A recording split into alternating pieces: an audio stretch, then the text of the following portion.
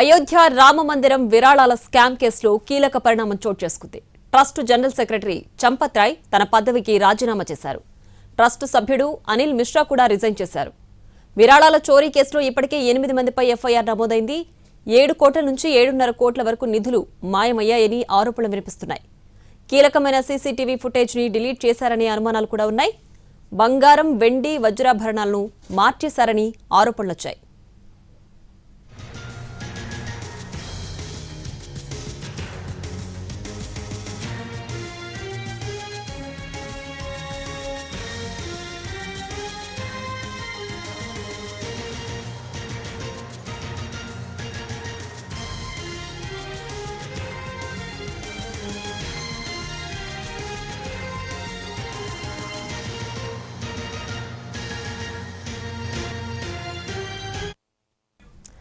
ఇక అయోధ్య రామ మందిరం విరాళాల చోరీ కేసులో పూర్తి డీటెయిల్స్ మా ప్రతినిధి రాజు లైవ్ లో అందించడానికి సిద్ధంగా ఉన్నారు. రాజు, ప్రస్తుతం ఈ కేసులో ఉన్న అప్డేట్ ఏంటి? సీసీటీవీ ఫుటేజ్ కూడా మాయమైందనే ఆరోపణలు వినిపిస్తున్నాయి. ఏంటి పూర్తి డీటెయిల్స్?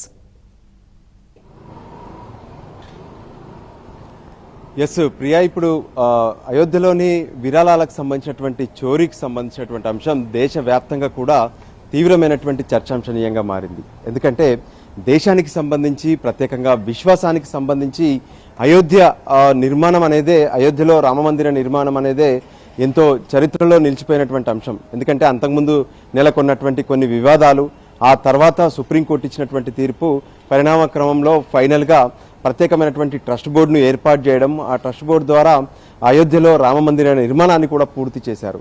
కానీ ఇప్పుడు అయోధ్య రామమందిరలో ఉన్నటువంటి విరాళాలకు సంబంధించినటువంటి చోరీ అనేది దేశవ్యాప్తంగా కూడా ఇది పెద్ద ఎత్తున చర్చాంశనీయంగా మారుతుంది. ముఖ్యంగా ఈ చోరీ ఎలా జరిగింది, ఈ చోరీకి సంబంధించి ఎవరి పాత్ర ఉందనే దాని మీద ఎప్పుడైతే చర్చ మొదలైందో ఆ వెంటనే ఉత్తరప్రదేశ్ ప్రభుత్వం, ప్రత్యేకంగా యోగి ఆదిత్యనాథ్ ముఖ్యమంత్రి నేతృత్వంలో సిట్ ఏర్పాటు చేశారు. సిట్ ప్రాథమికంగా పూర్తి స్థాయి ఆధారాలను సేకరించింది. ఆ తర్వాత ఎఫ్ఐఆర్ను కూడా నమోదు చేశారు. నిన్న ఆ వెంటనే 8 మందిని కూడా అరెస్ట్ చేశారు. ఆ 8 మందిలో ఎవరైతే ఇప్పుడు అయోధ్య ట్రస్ట్లో జనరల్ సెక్రటరీగా ఉన్నటువంటి చంపత్ రాయ్ డ్రైవర్ టిన్ను యాదవ్ కూడా ఉన్నారు. అంటే టిన్ను యాదవ్ అత్యంత సన్నిహితుడుగా చంపత్ రాయ్కి పనిచేస్తున్నారు. సో ఆయన డ్రైవర్గా పనిచేస్తున్నారు, ఎంతో కాలంగా కూడా ఆయన వద్ద పనిచేస్తున్నారు. సో ఈ క్రమంలోనే టిన్ను యాదవ్తో పాటు మరో 7గురిని కూడా అరెస్ట్ చేశారు. సో వాళ్ళతో ఇప్పటికే విచారణ కూడా కొనసాగుతూనే ఉంది. అందుకోసమే నైతికంగా, అంటే తన డ్రైవర్ ఎప్పుడైతే ఈ విరాళాలకు సంబంధించినటువంటి చోరీ కేసులో నిందితుడిగా అరెస్ట్ అయ్యాడో తాను అందుకే నైతికంగా తన పదవికి రాజీనామా చేస్తున్నానంటూ చంపత్ రాయ్ ప్రకటించారు. ఆయనతో పాటు మెంబర్గా ఉన్నటువంటి అనిల్ మిశ్రా కూడా రాజీనామా చేశారు. కానీ ఈ వివాదంలో కీలకంగా చూస్తే, అంటే ఈ నిధులకు సంబంధించి, అంటే ఏదైతే ఆలయానికి సంబంధించినటువంటి విరాళాలు, దానికి జరిపినటువంటి ఖర్చులు కావచ్చు, వీటన్నిటికి సంబంధించినటువంటి రికార్డులకు బాధ్యతగా వ్యవహరిస్తుంది మొత్తం కూడా చంపత్ రాయ్నే.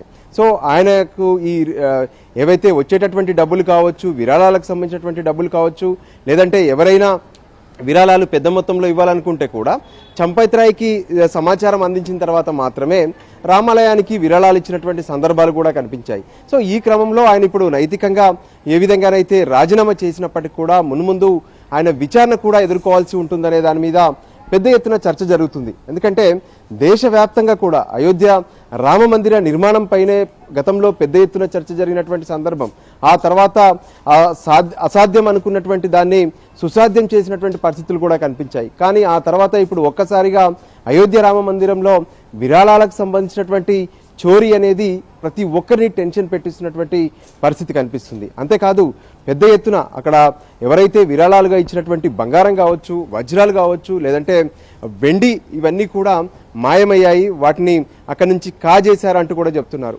అంతేకాదు అక్కడ ఉన్నటువంటి విరాళాలను ఎక్కడైతే ఇస్తుంటారో వాటికి సంబంధించినటువంటి కీస్ కూడా వేరే అంటే ఎవరైతే అనాధికారికంగా ఉంటారో వాళ్ళ దగ్గర కనిపించాయంటున్నారు. సో దీని వెనక పెద్ద ఎత్తున మాఫియా పనిచేసినట్లుగా ఇప్పటికే సిట్ ప్రాథమికమైనటువంటి రిపోర్ట్ ప్రభుత్వానికి ఇచ్చింది. దానికి అనుగుణంగానే ఎవరెవరు ఇందులో బాధ్యులుగా ఉన్నారు అంటూ వాళ్ళందరిపైన చర్యలు తీసుకునేందుకు ఇప్పటికే ఆదేశాలు జారీ చేశారు యూపీ సీఎం ఆదిత్యనాథ్. అయితే ఈ క్రమంలోనే ఆదిత్యనాథ్ కొన్ని కీలకమైనటువంటి కామెంట్స్ కూడా చేశారు. ఎవరైతే దీనిపైన దుష్ప్రచారం చేస్తున్నారో, గతంలో అయోధ్య రామమందిర నిర్మాణాన్ని అడ్డుకునేందుకు ప్రయత్నం చేశారో వాళ్ళే ఇప్పుడు ఈ విరాళాలకు సంబంధించినటువంటి దుష్ప్రచారం చేస్తున్నారు. ఏదేమైనా ఏ ఒక్క భక్తుడు కూడా టెన్షన్ పడాల్సినటువంటి అవసరం లేదు. విరాళాల చోరీకి సంబంధించినటువంటి వ్యవహారంలో ఏ ఒక్కరిని వదిలిపెట్టేది లేదు. ప్రతి ఒక్కరిని ఖచ్చితంగా పట్టుకుంటాం, వాళ్ళను శిక్షిస్తామంటూ కూడా ఆయన స్పష్టం చేసినటువంటి పరిస్థితి ఉంది. సో దానికి అనుగుణంగా ప్రస్తుతం అయితే సిట్ దర్యాప్తు కొనసాగుతూనే ఉంది. మున్ముందు పెద్ద తరాలను అంటే ఇప్పటి వరకు డ్రైవర్లను కావచ్చు, లేదంటే అక్కడ పనిచేసేటటువంటి వాళ్ళను అరెస్ట్ చేసినటువంటి క్రమం కనిపిస్తుంది. సో ఆ తర్వాత పెద్ద పెద్ద వాళ్ళను కూడా విచారించి అవసరమైతే వాళ్ళను కూడా అరెస్ట్ చేసే అవకాశాలు స్పష్టంగా కనిపిస్తున్నాయి. Priya. Right Raju, thanks for the updates. जो मंशा है, सरकार ने पहले दिन कहा कि दूध का दूध और पानी का पानी सबके सामने आएगा, लेकिन मैं फिर से अपील करूंगा, राम भक्तों की अग्नि परीक्षा मत लो। राम भक्तों के साथ, उनकी आस्था के साथ खिलवाड़ करना बंद करो। अगर तथ्य नहीं है, पुष्ट प्रमाण नहीं है, तो आरोप प्रत्यारोप बंद करो, और प्रमाण है तो एसआईटी को सबूत सहित प्रमाण प्रस्तुत करो। एसआईटी की सिफारिश के अनुरूप सरकार कार्रवाई को आगे बढ़ा रही है, और जब वरिष्ठ अधिकारियों की टीम कार्य कर रही है तो उसमें फिर राजनीतिक बयानबाजी बंद करें। कि मुझे नहीं पता है कि इस्तीफा हुआ है या नहीं हुआ है, लेकिन ये बहुत बड़े दुर्भाग्य का विषय है। और ये 10-20 करोड़ का घोटाला नहीं है, इसमें हजारों करोड़ का घोटाला है, हजारों करोड़ का घोटाला है, और लोगों की आस्था को ठेस पहुंची है। तो सवाल इस्तीफे का नहीं है, सवाल किसी पद का नहीं है, सवाल है लोगों के भरोसे का। और पूरी दुनिया में जितने भी सनातन धर्म को मानने वाले करोड़ों लोग हैं, वो एक भरोसे की उम्मीद लिए हुए प्रधानमंत्री नरेंद्र मोदी जी और योगी आदित्यनाथ जी की तरफ देख रहे हैं। इस घोटाले की तह में जाने की जरूरत है।